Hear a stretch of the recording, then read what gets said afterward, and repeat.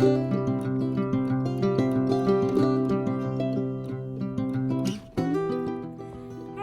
welcome back to Say Mojo Homestead. I wanted to talk a little bit about freeze drying. So, I've had a couple people ask me about freeze drying and what we freeze dry, so I thought I'd just take a few minutes to talk about that. We have a Harvest Right freeze dryer.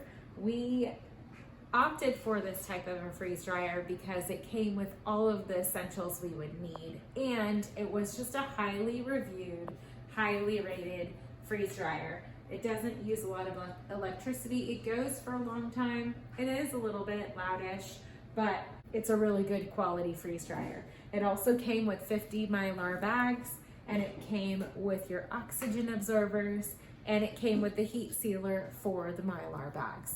So just not having to go everywhere and find all these different supplies was worth it to me to buy the Harvest Right. It's just very easy to use. Everything is on this display, and it totally walks you through everything you have to do. It's very user-friendly and easy. So let's talk a little bit about what freeze drying is. Freeze drying is just freezing food to the point that it dries it out and preserves it.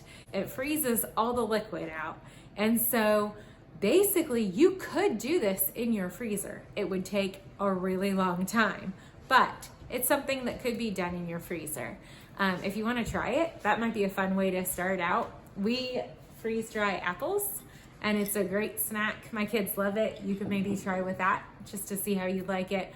We made these in our freeze dryer. I've never actually used the freezer to freeze dry anything, but as I was looking into freeze drying, I did see that that was a method that some people used. The reason why we decided to get a freeze dryer is because, well, for me, it was really, we get a lot of resources very quick in a specific season, and then we go the winter season without those resources.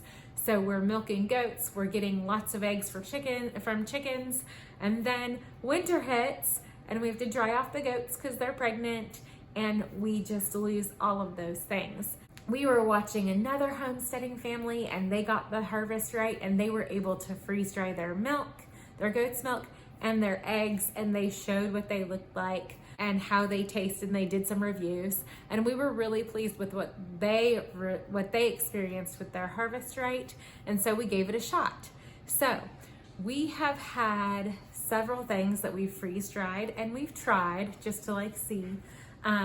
We did try some milk because we needed milk, and we were out of milk and our goats were dried off, so we went ahead and opened a bag of our freeze dried milk. It is just, to me, it tastes like any other powdered milk. I wouldn't want to drink it.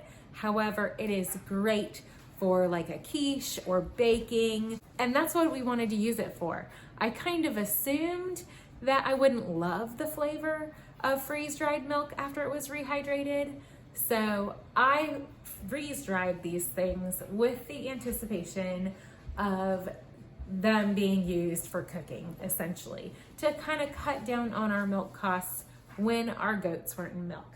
So we have used the milk, and I've really been pleased. We've used the rehydrated freeze-dried milk in hot chocolate and in pasta sauce, and we've been pleased with both of those results. The other thing that's great about freeze drying is for both of those things, we needed heavy cream, so we could actually control how thick the product was by adding less water than what's called for. So that's really nice. We can actually make all of this into heavy cream if we wanted to, because we just add less water to rehydrate it. The other thing that we have are lots of eggs, like I said, which is great because our chickens have slowed down. So we can use those eggs to make frittatas, for baking. You do scramble them up, not cooked, but you mix them all up uncooked when you freeze dry them. We can use a tablespoon of freeze-dried egg powder to 3 tablespoons of water and have essentially an egg for baking. So that's really, really nice. The other thing that we have is a lot of squash. I like to use squash for casseroles and pasta sauce in the winter, but of course, typically we don't have squash growing. Now we do have some squash plants growing in my greenhouse that I'm super excited about, but they aren't producing anything. So right now I have bags of freeze-dried squash that I have access to for those things if I need them for a quick dinner. So I'm really excited. I'm really pleased. We've only had the freeze dryer for one season of harvest, but so far I'm really, really excited about it. We did try to do some peppers and we rehydrated them just to see how they would be.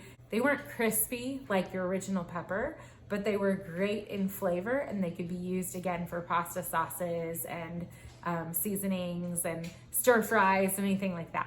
So if you have any questions about freeze drying, like I said, we're kind of newbies, but so far we've loved all of it. If you have any questions, please post them in the comments, reach out to us. Love to share with you what we know and what we've experienced with our freeze dryer.